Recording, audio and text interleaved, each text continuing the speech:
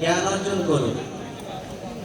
তাহলে রাসূল সাল্লাল্লাহু আলাইহি ওয়াসাল্লাম বলেন প্রত্যেকটা নরনারীর উপরে দিনের যে এলেম তা শিক্ষা করা ফরজ।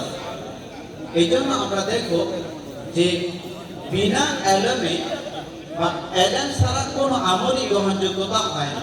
নিজেদের ভিতরে কথাবার্তা যারা বলতেছেন আমরা রেফারেন্স সেন্টার থেকে এইখানকার মাদ্রাসা আপনাদের কাছে আমাদের প্রেরণ করেছেন, এই জন্য যাতে করে আমরা বিভিন্ন বিষয়ে আপনাদের সামনে উপস্থাপন করতে পারি।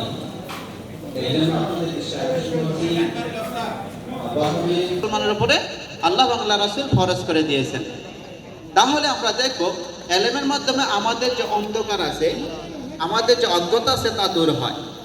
এবার দেখেন এলেম যারা এলেম অর্জনকারী যারা তারা এলেম নষ্ট করে তাদের জন্য